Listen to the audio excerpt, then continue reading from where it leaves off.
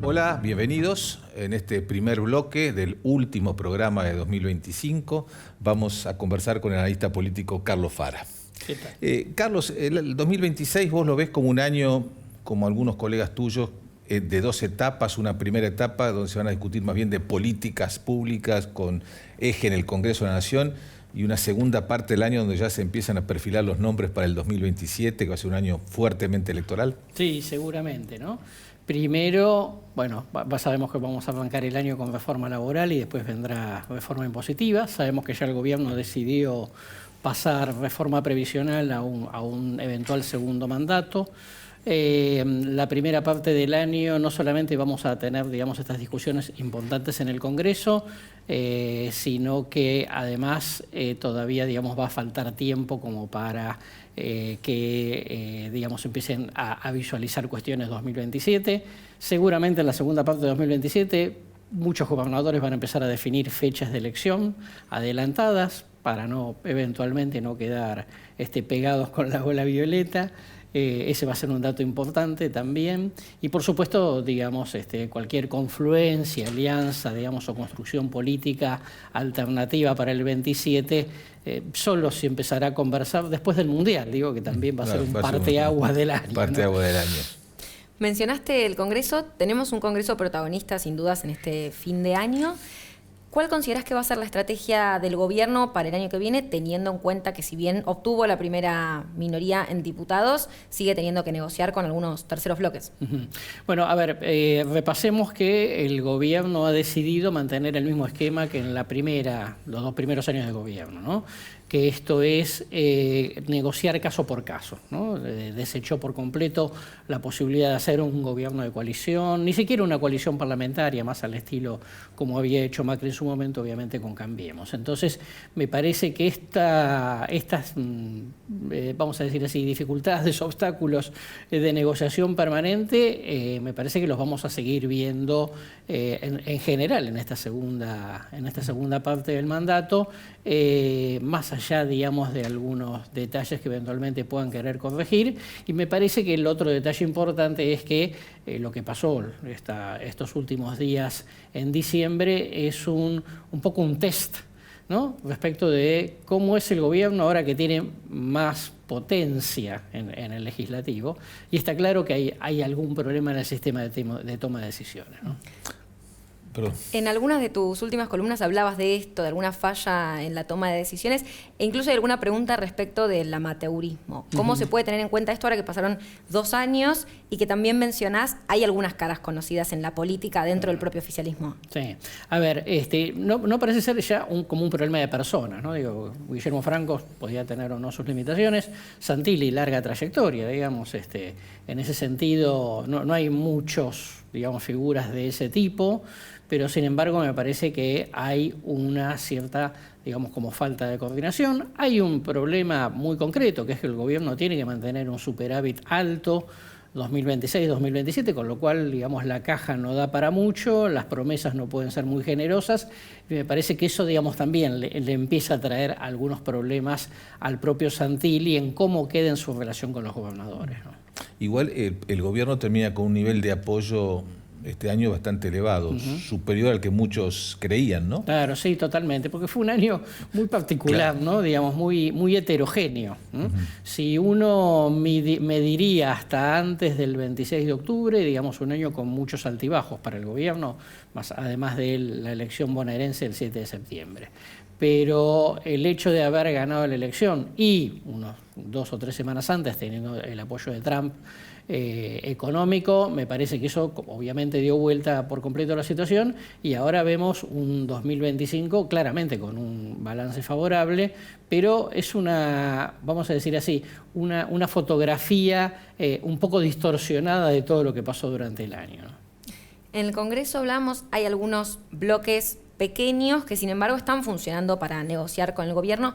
¿considerás que son más parte del oficialismo o de la oposición? Por ejemplo, los legisladores que responden a los gobernadores, Provincias Unidas, que también parecía que se estaba acercando y tal vez quedó un poco más lejos, e incluso el bloque del PRO y la UCR, que supieron ser más aliados del gobierno y están teniendo algunos problemas en las últimas semanas. Sí, totalmente. Bueno, tiene todo que ver con lo que charlábamos antes, ¿no?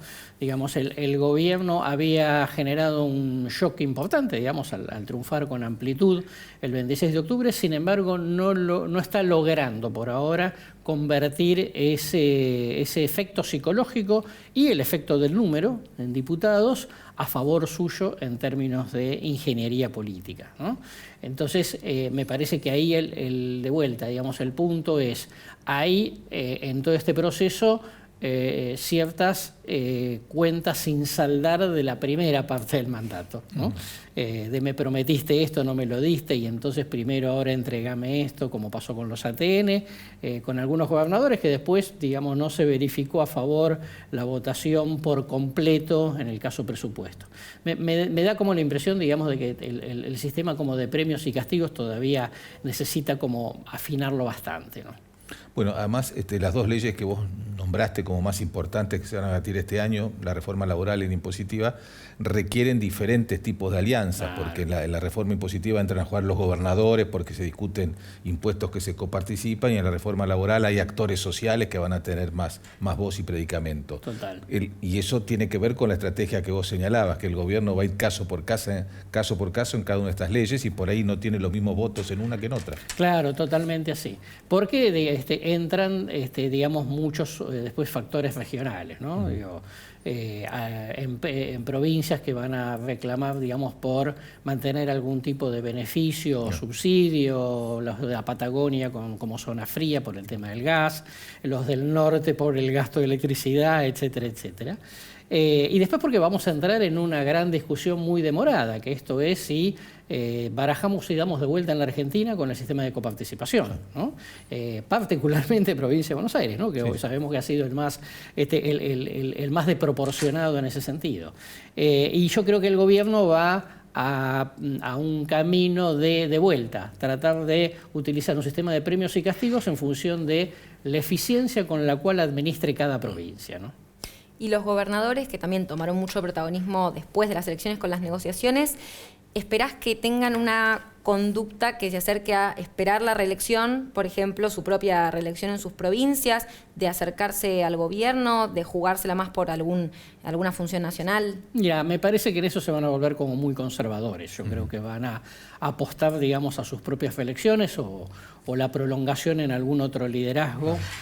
Nadie quiere correr riesgos innecesarios, ¿no? Salvo que podría ser, ¿no? Que alguien se reelija en su provincia y después por alguna razón decida optar por alguna candidatura presidencial. Ya lo hemos visto en alguna oportunidad, sencillamente, digamos, porque el viento haya cambiado. Pero de movida, cada uno a preservar su quinta y ver lo otro para más adelante, ¿no? Para terminar, Carlos, una reflexión sobre el peronismo, ¿no? Que se perfila como el principal partido opositor a esta gestión, con una figura que empieza a tratar de trascender los límites de su provincia, que es Axel Kicillof, que también tiene el límite de, buscar alianzas en el interior del país, donde los más cercanos a él, si se quiere, desde el punto de vista de la confrontación con el gobierno, son viejos caudillos peronistas que no son los compositores más adecuados de las nuevas músicas que quiere Kicillof, ¿no? Totalmente así.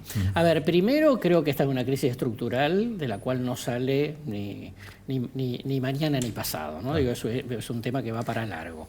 Segundo, un peronismo que se está desintegrando como partido histórico, digamos, y como le ha pasado a muchos movimientos populares en América Latina, que se va, digamos, fragmentando en movimientos populares provinciales, que ya no responden, vamos a decir así, entre comillas, a la casa matriz. Me parece que el kirchnerismo también de salida, a la corta o a la larga, no lo veo a Kicillof por ahora diríamos popularmente, con uñas de guitarrero para dar una discusión de liderazgo. Y eso, digamos, me parece que va a ser como muy complicado. Creo que si Kicillof es candidato, va a ser el candidato por descarte, como diciendo, andás y total se va a perder la elección, ¿no? Muy bien, Carlos Fara, muchas gracias. No, un placer como siempre. Hacemos el primer corte y ya volvemos.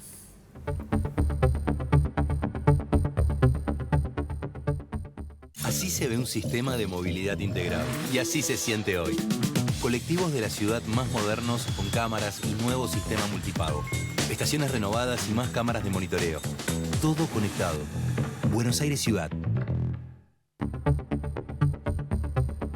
Muy bien, en este segundo bloque del Economista TV vamos a conversar con Soledad López de Raba Bursátil, gran especialista en inversiones. Gracias por la invitación. Bien, lo primero que te iba a preguntar pensando en el 2026 es ¿qué derrotero esperás de los activos argentinos para el año que viene? Bueno, yo creo que la expectativa es que sea un año más tranquilo que lo que fue el 2025, al menos que haya menos volatilidad. Me parece que Argentina tiene grandes desafíos, que uno van a ser obviamente las reservas, cómo seguimos incrementando reservas, y arrancamos el año con un nuevo esquema de bandas de flotación, así que el mercado va a estar un poquito atento a eso, pero creo que me parece que ganaríamos todos con un poquito menos de volatilidad, un poco más de certidumbre, de tranquilidad. Ya no es un año electoral, con lo cual eso es, digamos, trae calma al mercado, y la expectativa es que sea un año positivo dentro del mercado. Si bien estamos bastante cerca de los máximos, el Merval el máximo lo tuvo en enero 2025 con 2.400 puntos, hoy estamos en torno cerrando los 2.000. Bueno, me parece que la expectativa va a ser la tranquilidad, poder mantener ahora que salga el presupuesto, mantener lo que es la cuestión del superávit fiscal para poder encarar también reformas dentro de la macro, la laboral y otras reformas que se van a venir dentro del Congreso para traerle tranquilidad al mercado y a partir de ahí que arranque un nuevo sendero alcista. Ahí vamos a estar pensando en eso al menos. Recién nombrabas, bueno, estas reformas que se van a debatir en el Congreso. ¿Qué está esperando exactamente los mercados? ¿Qué tranquilizaría a los mercados? ¿Una ley óptima en función de sus demandas o le importa más bien que salga una ley que junte consenso entre distintos actores políticos? Yo creo que el consenso es clave en este momento para el mercado, que el gobierno pueda avanzar con este nuevo Congreso que está iniciando, digamos, recién ahora. La ley de presupuesto es lo que va a marcar para mí el camino para un año de mercado tranquilo, porque la ley de presupuestos, dentro de todo lo que está poder salir a los mercados internacionales. Entonces, cuando hace semanas circulaba el rumor de que el presidente podía vetarla, el mercado un poco se inquietó porque, digamos, está bien, el artículo 11, que es toda, digamos, lo que estaba en debate, si se vetaban también otro montón de cosas que se habían votado, que para el mercado son claves, sobre todo esto de pensar de salir a los mercados internacionales. El ministro de Economía dijo mediante un tuit que no tenía pensado salir ahora rápidamente a los mercados, pero sí es importante que Argentina tenga esa puerta abierta, esa ventana abierta para hacer un rollover de la deuda, ¿no? O sea, canjear deuda corta por deuda larga. Y eso me parece que sería como un buen puntapié. Después en febrero tendremos la laboral, claro, y ahí ir avanzando despacio, pero sí la de que salga, que el gobierno tenga una ley de presupuesto para poder avanzar, me parece que es lo que al menos el mercado en el corto plazo está esperando. Mencionaste una de las principales demandas de varios actores del mercado, que es la acumulación de reservas. ¿En dónde se para el gobierno hoy? El gobierno se para en decir que a partir de enero va a empezar a comprar reservas, claro, fuertemente. Me parece que eso el mercado lo celebró, se vio en baja del riesgo país, en suba de los activos mediante los ADR. Entiendo que hay dos corrientes, muchos que dicen no es necesario acumular reservas. El gobierno ahora se para del lado de sí necesitamos acumular reservas. Es un pedido también del Fondo Monetario Internacional. Argentina tiene grandes vencimientos por delante y una de las patas más importantes es siempre el inversor, el tenedor de bonos, está pensando cómo yo voy a cobrar esto. Bueno, mediante reservas es la forma que uno le da tranquilidad y certeza al mercado, con lo cual ya está comprando el tesoro, llegamos a tener casi 2.000 millones de dólares, falta un poco ahora para llegar a este vencimiento del 9 de enero, pero pensar que el gobierno tiene una meta de comprar reservas, al mercado lo tranquiliza y es lo que esperábamos que ocurra, así que se celebró con baja del riesgo país. Bueno, está la primera prueba del 9 de enero que todavía no está definido exactamente dónde van a salir todos los dólares porque falta todavía un poco. Exactamente. ¿Vos cuándo ves al gobierno volviendo a los mercados voluntarios internacionales de crédito? Yo creo que, bueno, ahí vamos a ir un paso a paso. Primero que salga la ley de presupuestos y una vez que tengamos encaminado eso, después del pago del 9 de enero, ¿no? O sea, me parece que no hay que apurarse tampoco. Hay que ver cómo funciona el nuevo esquema de bandas de flotación, donde las bandas van a ajustar a lo que es el índice de inflación de 2 meses atrás, o sea, va a ajustar al 2,5 porque ya tenemos el índice del mes de noviembre. Y en la medida en la que el gobierno pueda demostrar que compra reservas, digamos, el riesgo país se va a ir acomodando a la baja y cuando el riesgo país llegue en torno a los 400 puntos, creo que el mercado va a estar ahí sí esperando fuertemente que salga a los mercados internacionales. Cabe aclarar también que hay una cuestión del cepo que no se levantó totalmente. Entonces, si vos comprás reservas, también te va a facilitar liberar el cepo totalmente porque es algo necesario para poder salir a los mercados internacionales. ¿Y qué movimientos en el precio del dólar esperás para el año que viene? No, yo creo, como ahora el dólar está tranquilo realmente, ya pasó toda la locura preelectoral, digamos, que al gobierno le vayan saliendo las cosas en el Congreso va a traer calma en materia de dólar, obviamente, y eso el gobierno va a aprovechar también para comprar. Tenemos la primera parte del año donde se caracteriza siempre porque el gobierno compra reservas porque es donde el campo liquida la cosecha gruesa, entonces es donde más reservas tenés que comprar. Y la verdad es que no se esperan saltos del tipo de cambio en el corto plazo, no lo ves en el mercado de futuros, no lo ves en la demanda que hay de dólar linked, o sea, no lo ves en ningún activo que haya algo que te esté dando un puntapié de acá puede ocurrir algo. Por el contrario, que suba el techo de la banda de flotación, al mercado también al Banco Central le sacás presión, con lo cual el mercado no está pensando en nos acercamos al techo de la banda y ya tenés que vender. No, digamos, eso trae tranquilidad al mercado de tipo de cambios, con lo cual me parece que tiene como un camino ahí con cambios que han implementado o han dicho que van a implementar a partir de enero, un camino mucho más tranquilo. ¿Crees que va a haber una tasa de inflación más alta el año que viene de la que se pensaba hasta hace un mes atrás, antes de que se anuncie este cambio en el esquema cambiario? No, yo no creo eso. No veo un repunte de la inflación. Me parece que incluso en este 2,5 que estamos ahora se podría marcar como incluso un techo de noviembre, diciembre, que puede ser, sí cuesta perforar el 2%, ¿no? Digamos, ahí tenemos una dura batalla de cómo vamos a perforar ese 2% de inflación, pero también entiendo que venimos de un desorden muy fuerte, los últimos meses fueron realmente caóticos con la suba de la tasa, eso es inflacionario también. Hoy tenés las tasas muy bajas, realmente, digamos, eso también tiene que incentivar la economía real.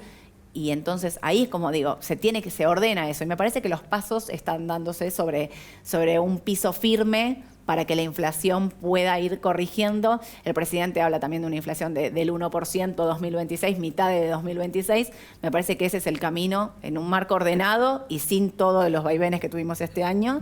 Me parece que lo van a poder lograr. ¿En qué sectores van a estar las inversiones más rentables en 2026? Yo sigo pensando que la energía es uno de los grandes motores de la Argentina. Las inversiones están llegando por el lado de energía, de YPF, de Vista, Central Puerto con acuerdos con la inteligencia artificial. Sigo creyendo que es el sector motor del mercado de capitales. El sector financiero tiene que mejorar sus balances para poder volver a poner en precio, digamos, buenos resultados.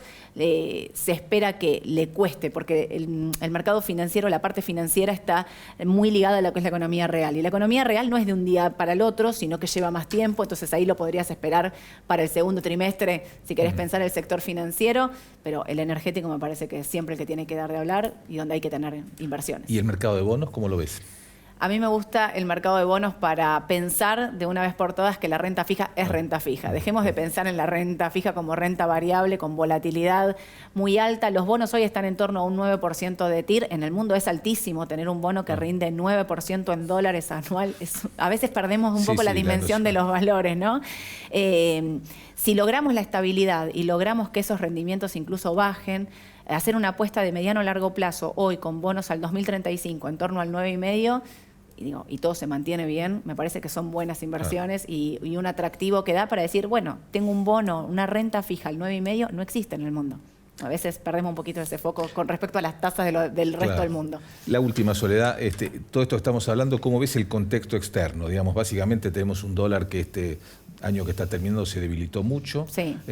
La tasa de interés de la Reserva Federal la empezó a bajar, puede ser que la recorte 1 o 2 veces más el año que viene. Sí. Los bonos del Tesoro de Estados Unidos están relativamente estables. ¿Cómo crees que estas variables van a impactar sobre los activos argentinos? Bueno, yo creo que en el mes de mayo vamos a esperar quién es el nuevo presidente de la Reserva Federal y qué medidas toma ahí. Obviamente que Estados Unidos baje la tasa es beneficioso para Argentina y para todos los mercados emergentes.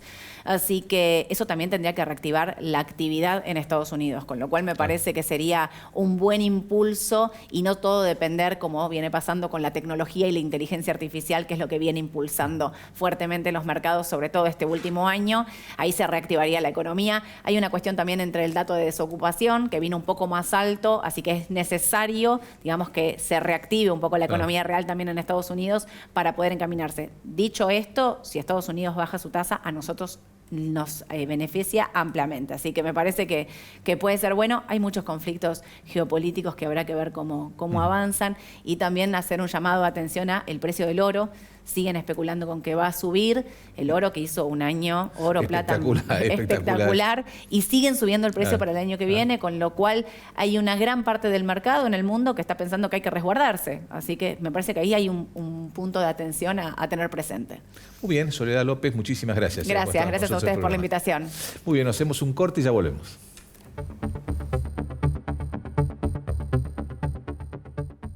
Así se ve un sistema de movilidad integrado y así se siente hoy.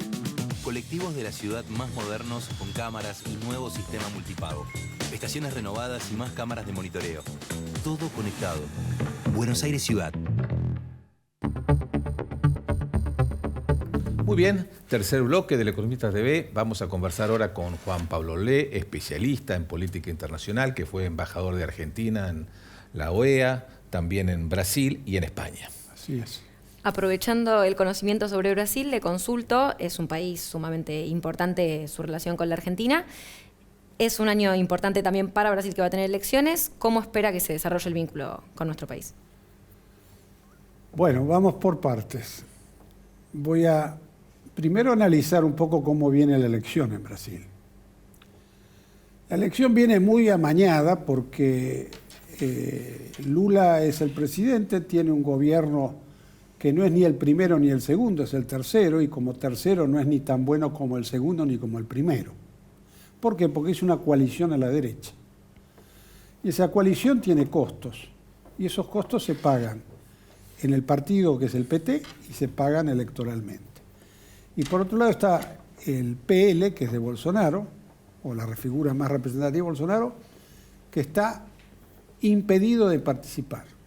Entonces la discusión en Brasil es quién va a ser el candidato. Aparentemente va a ser el hijo de Bolsonaro, pero ¿quién se opone a la candidatura del hijo?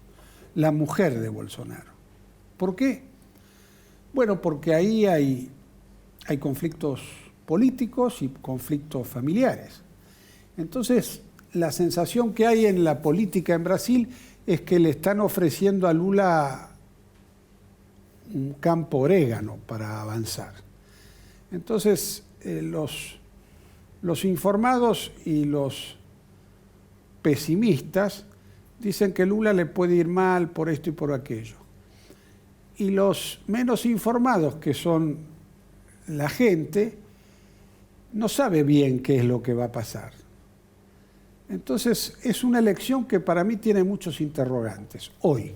Puede ser que dentro de un mes eso se vaya aclarando. Pero hoy tiene interrogantes. Porque el hijo de Bolsonaro hoy no figura en las encuestas. Entonces, ¿cómo se determina eso? Pero hay una oposición bolsonarista que es fuerte en el Congreso. De hecho, tienen número incluso para votar cuestiones que antes uno ni se imaginaba que eran posibles. Ahora, Juan Pablo, esta va a ser la elección más importante en la región, que viene mostrando algunos cambios. ¿Vos creés que los cambios, digamos lo que se está llamando ahora el giro a la derecha en la región, o tiene un patrón común o obedece a circunstancias de cada uno de los países?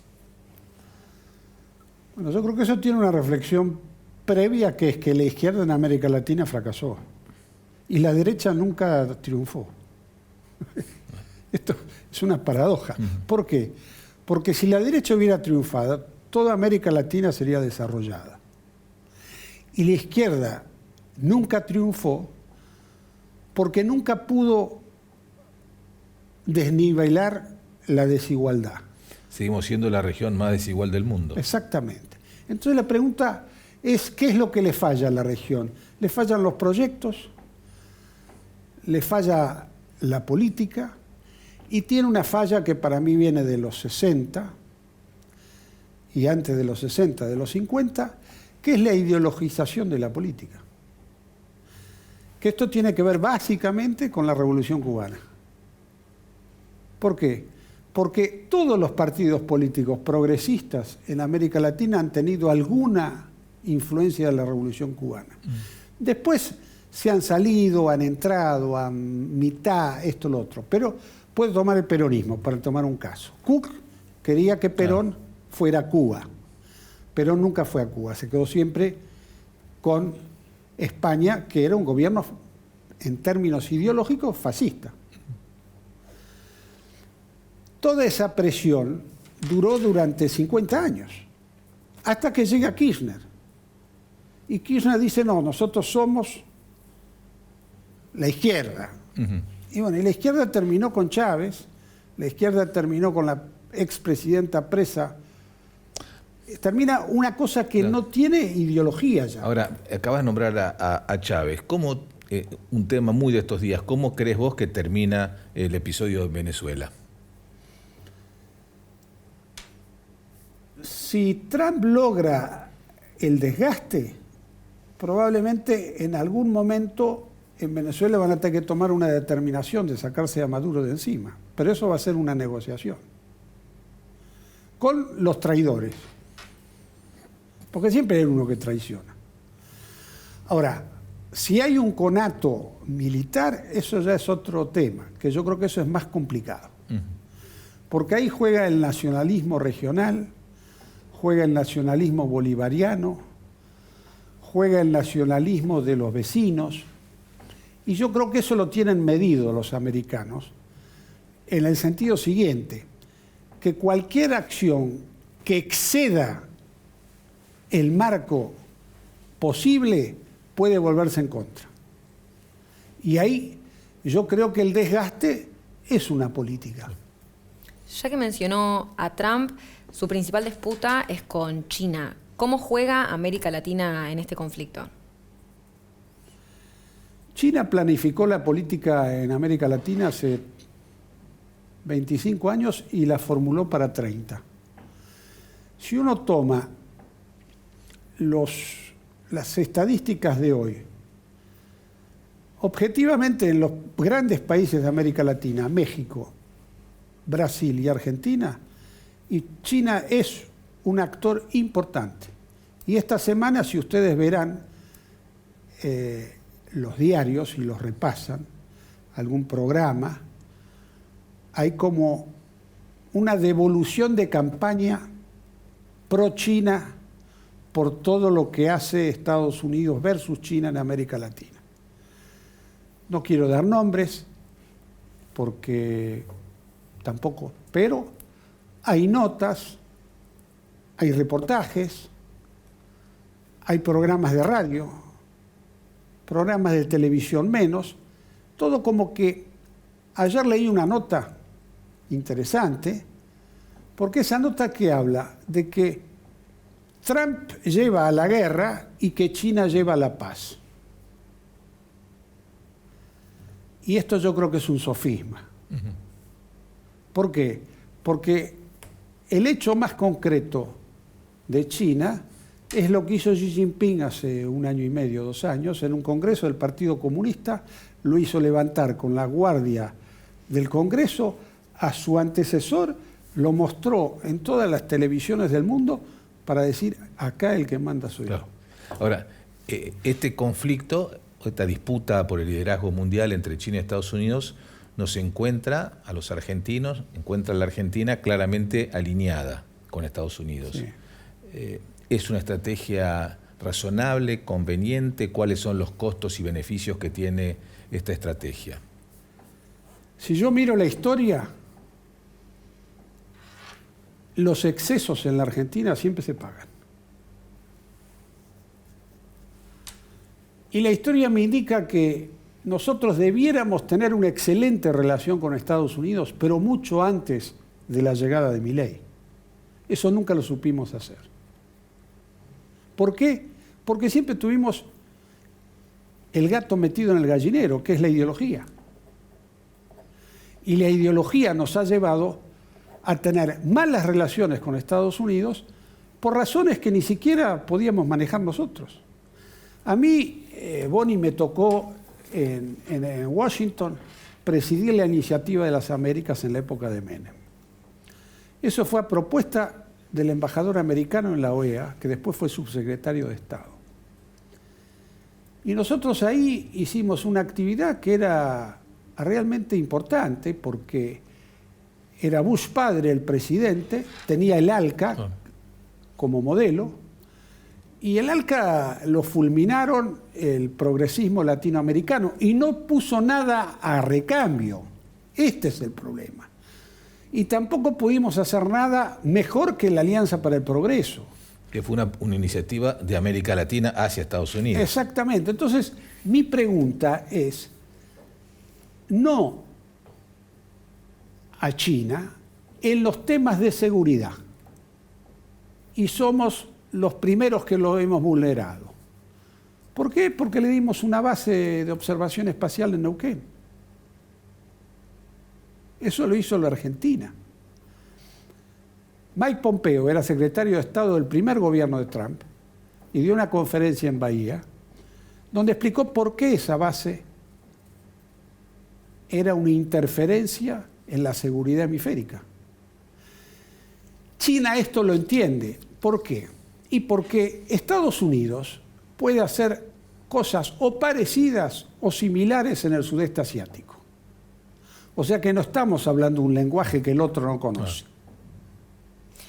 Mencionó a Milei, estuvimos rondando el tema. Quiero saber si usted lo ve como un líder o cómo se lo ve desde afuera, desde la región, a Milei como un líder también, ¿no? Hablando de este supuesto giro o que tiene compatibilidades con varios líderes ahora en América Latina, si él puede encabezar alguna alianza o algunas de estas iniciativas o incluso pensando en el Mercosur. Es muy buena su pregunta, pero se la voy a responder con otra pregunta. ¿Y por qué no se lo preguntan a Milei eso?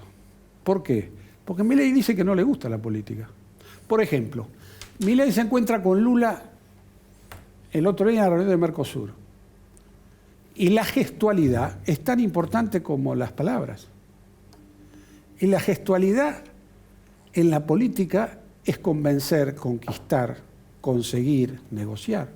Y eso en la política internacional de Milei no se ve. Ahora, que él lo alaban en muchos lados, sí, porque él propone cosas que no puede hacer y los demás tampoco, pero las propone. Estos son los discursos de Davos, los discursos que da en Estados Unidos cuando va. Y claro, quedan encantados con ese discurso. Pero ¿quién lo pone en práctica eso? Y yo creo que él está ahora entrando en un modelo más realista. Esta es la sensación que tengo. Para terminar, Juan Pablo, este año tenemos en noviembre elecciones de medio término en Estados Unidos, que según las encuestas que se conocen hasta ahora, podrían marcar una derrota para los republicanos y un Congreso más demócrata del que hay ahora, que está en minoría el Partido Demócrata. ¿Crees que eso va a cambiar mucho la relación con Argentina? No, pero visto lo que ha ocurrido con algunos hechos en este corto periodo de 3-4 meses, como es el préstamo de los 20.000 millones, la queja de los farmers, la queja de los senadores, algunos demócratas y también algún republicano, esas cosas quedan en el debe. Y es probable que si viene un gobierno demócrata, que no es descartable, o que gane un nuevo candidato republicano, la política internacional es muy difícil porque cuando uno se equivoca lo paga en el largo plazo. Y los lugares que uno deja siempre lo ocupa otro. Muy bien, Juan Pablo Loret, muchísimas gracias por estar en el programa. Muchas gracias a ustedes. Hacemos ahora otro corte y ya volvemos.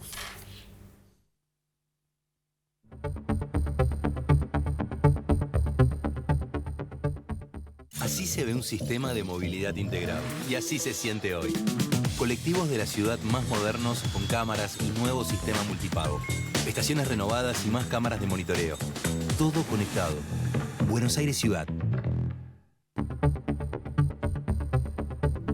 Muy bien, vamos a conversar ahora con el economista Pablo Goldín. Bien, estamos pensando ya en 2026. ¿Qué proyección haces de las principales variables macroeconómicas? Bueno, mira, lo primero, el primer gran desafío del gobierno a 2 años de mandato es evitar lo que nosotros llamamos siempre el síndrome del año 3, que justamente es 2026. El síndrome del año 3 es: Cristina Fernández 2014 empezó a trastabillar. Mauricio Macri 2018 tuvo un problema. Alberto Fernández 2022, la inflación se le fue a 100%. 2026 es el tercer año del presidente Milei. Las cosas daría la impresión que están rumbeando para que sea un año donde se puede eludir ese síndrome. Por primera vez en 3 mandatos. ¿Le va a sobrar? Me lo imagino sobrando, bonanza, gran reactivación con desplome de la inflación. No. Pero me parece que pueden estar dadas las cosas, sí.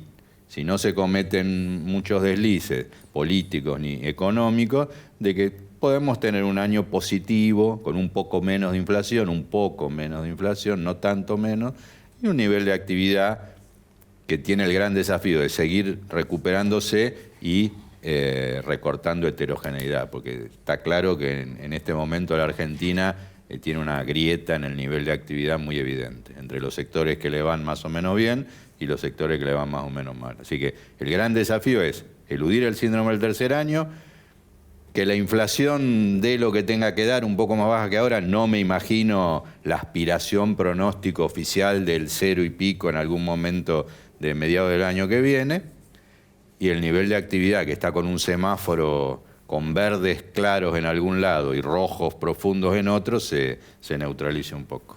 Ahora, decías, Pablo, que no te imaginás ese dato de inflación 0, algo que pronosticó el presidente, pero tampoco te imaginás el 20% de inflación que planteó el REM en su última presentación. No sé, no miré el REM, pero me imagino una... O sea, ¿ves una inflación de 20% el año que viene? 20 y pico, puede ser. No sé, pero este año cerramos más o menos en 30. El año que viene, yo me imagino que dado el cambio de esquema cambiario y monetario que anunció el Banco Central, y dado que hay precios de la economía que todavía están en vías de recomposición y de actualización después de muchos años atrasados, a mí me da la impresión que no va a ser tan fácil pasar del 2 mensual al 0 y pico. Yo creo que vamos a estar acostumbrándonos, porque la macroeconomía es más acorde a un 2% mensual por ahora, y porque el mismo Banco Central, yo creo que con los anuncios del otro día, que va a debutar en enero, claro, con su nueva política cambiaria monetaria, medio como que está, así como hasta hace unos meses atrás los 2 ojos del Banco Central estaban apuntando a bajar la inflación, me parece que con los anuncios de intención de ahora, el año que viene yo creo que va a estar un ojo en el nivel de actividad y un ojo en la inflación, un ojo en cada uno. Y me parece que eso es lo que va. Por eso me veo una inflación de 20 y pico. No me parece una mala noticia.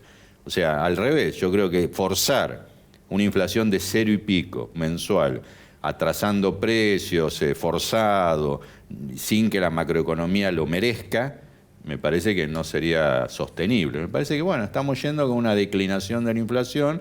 No me la imagino desplomándose el año que viene. Me puedo equivocar, pero bueno, es lo que me parece a mí.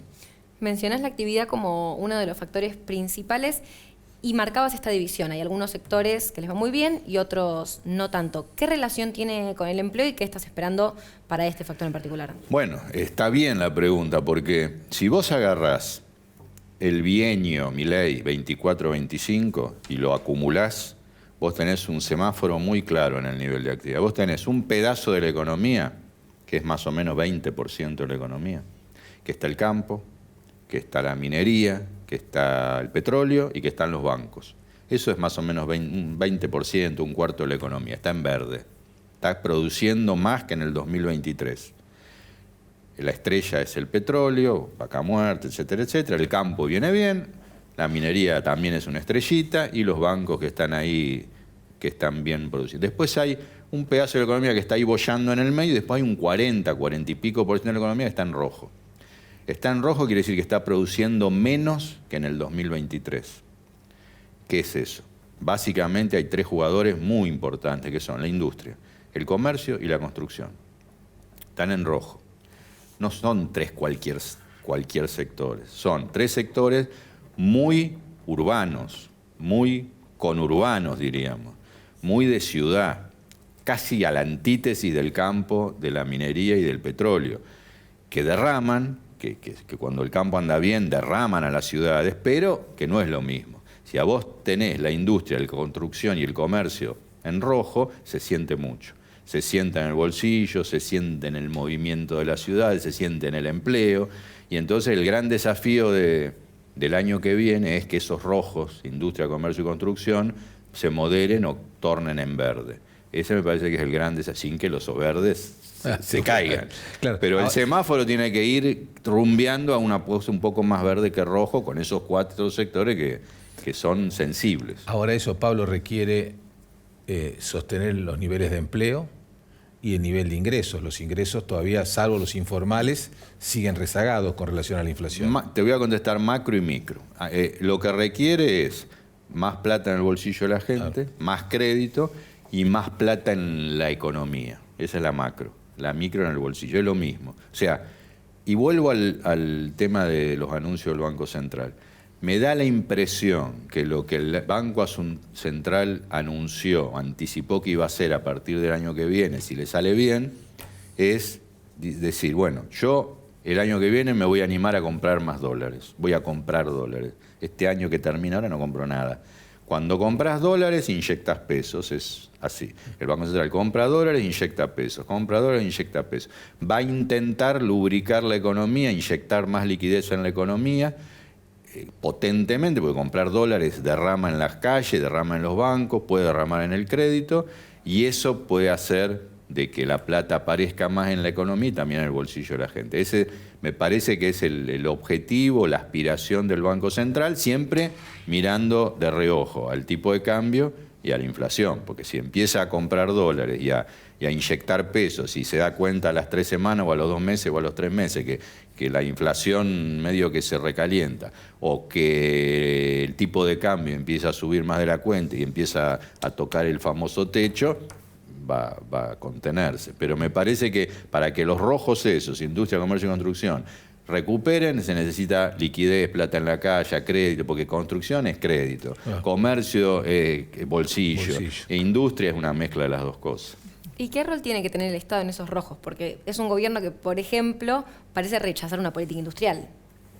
Es verdad, pero me da la impresión que en los últimos tiempos,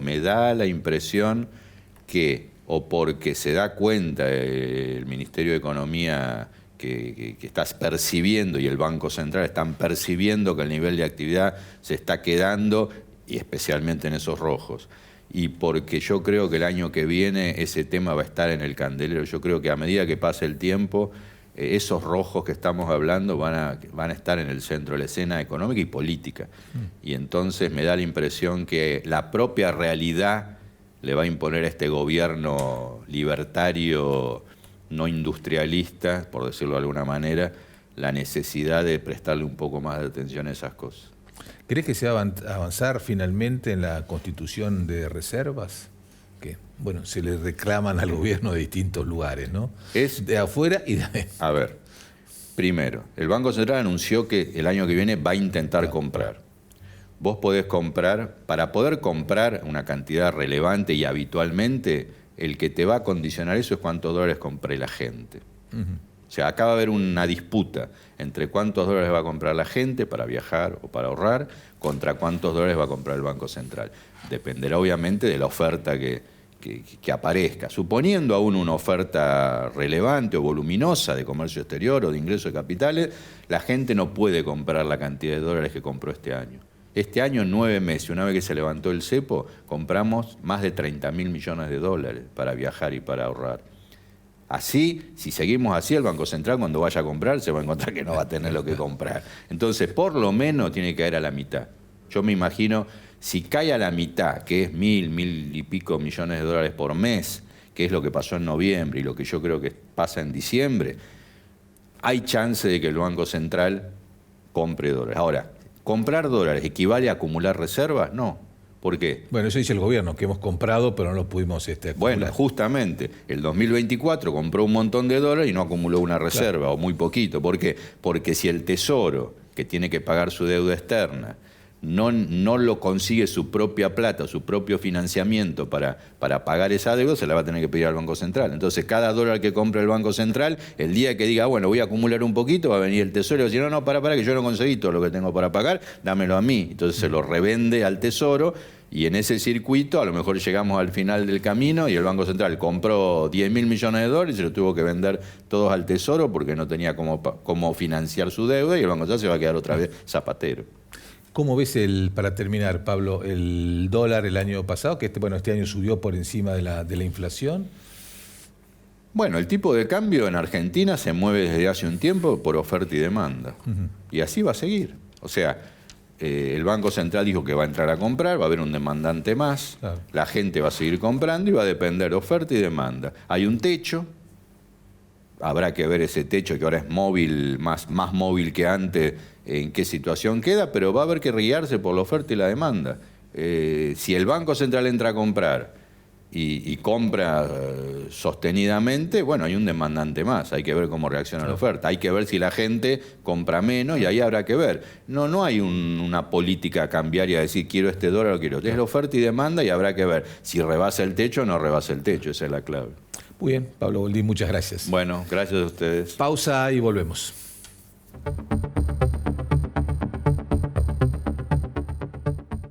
Así se ve un sistema de movilidad integrado. Y así se siente hoy. Colectivos de la ciudad más modernos con cámaras y nuevo sistema multipago. Estaciones renovadas y más cámaras de monitoreo. Todo conectado. Buenos Aires Ciudad. Muy bien, en este último bloque del Economista TV vamos a conversar con Marcelo Corti, que es arquitecto, que es además urbanista, director de Café de las Ciudades y acaba de publicar un libro. Aquí lo vemos. Bien. La susceptible. Queremos consultar primero, ya que mencionó el título Juan, por qué ese título La susceptible y qué inspiró esta obra. Bien, son varias preguntas, espero ser corto y preciso. La susceptible es una de las características que le da a Buenos Aires la canción La ciudad de la furia, de Gustavo Cerati y Soda Stereo. A mí me gusta más una definición de susceptible que de ciudad furiosa. Hay varias definiciones, el arte ha dado varias definiciones a Buenos Aires, la Reina del Plata, mi Buenos Aires querido, la ciudad de la furia. La susceptible, que siempre fue una palabra curiosa, cuando yo escuchaba la canción me decía, bueno, ¿por qué susceptible? Y bueno, me producía curiosidad y me gustaba.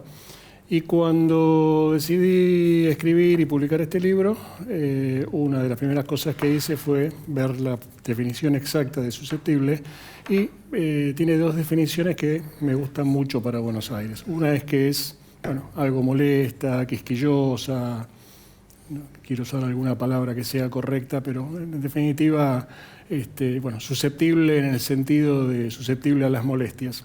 Pero también susceptible de cambio, digamos, es susceptible, según el diccionario, es también algo que puede cambiar, que puede transformarse, que puede renovarse.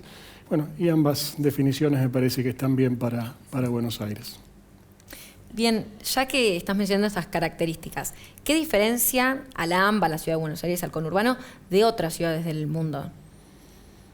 Muchas cosas. Una de ellas es justamente esa esa diferenciación tan fuerte que aparece en los estudios, en la política, en los medios, respecto, bueno, una cosa es el Buenos Aires, otra cosa es el conurbano. Yo sostengo que son la misma unidad, que son la misma cuestión, con distintas características. Y algo que comento en el libro, es que algo que se dice habitualmente es que Buenos Aires es una ciudad muy europea, bueno, sobre todo la Buenos Aires ciudad, la parte central. Y bueno, mucha gente, incluso cito a un amigo, un alemán, que dice que cuando está en París está en una ciudad francesa, cuando está en Berlín está en una ciudad alemana, cuando está en Nueva York está en una ciudad estadounidense, cuando está en Buenos Aires está en una ciudad europea, digamos, algo que nuclea todo. Y yo agrego que además es una ciudad europea en muchos de sus términos, pero también es una ciudad americana.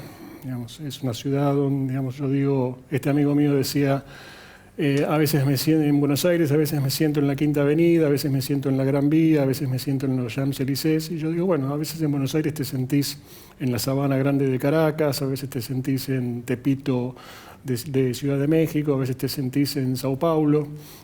Creo que es una ciudad de síntesis, y es una ciudad además que, bueno, por su tamaño, por su superficie, por su cantidad de habitantes, es bueno, realmente muy interesante, digamos, en todo sentido, para bien y para mal. ¿Cómo hiciste para recopilar toda esta información, Marcelo? ¿No? Porque hay comentarios sobre los edificios de la ciudad, sobre el desarrollo del conurbano, de la red ferroviaria, dónde comer una pizza en San Isidro. O sea, ¿cómo juntaste toda esta información? Bueno, en buena parte es producto de 40 o más años de trabajo. Yo soy arquitecto y urbanista. Bueno, la arquitectura, el estudio de la ciudad es parte de mi trabajo, y bueno, tengo una revista digital que es justamente Café de las Ciudades, donde escribimos una cantidad de cosas respecto a la ciudad, y buena parte de mi conocimiento de la ciudad viene de eso, de trabajos que he tenido y demás. Y obviamente, como la intención del libro es tomar Buenos Aires en toda su dimensión metropolitana, es decir, no solamente tomar lo que rodea la General Paz y el Riachuelo, sino todo lo que desde la pandemia empezamos a conocer como el AMBA. Había lugares que conocía y que me acordaba y que podía tomar alguna memoria, y otros que simplemente fue tomarse el tren, bajarse en las estaciones y caminarla. Ejercicio que recomiendo, con alguna prudencia, pero que creo que es muy interesante. ¿Y existen publicaciones similares para otras de las ciudades, por ejemplo, que nombraste en el mundo? Lo más similar, intencionadamente, pero termina siendo una cosa completamente distinta, es una de las fuentes de inspiración que tuve para escribir este libro.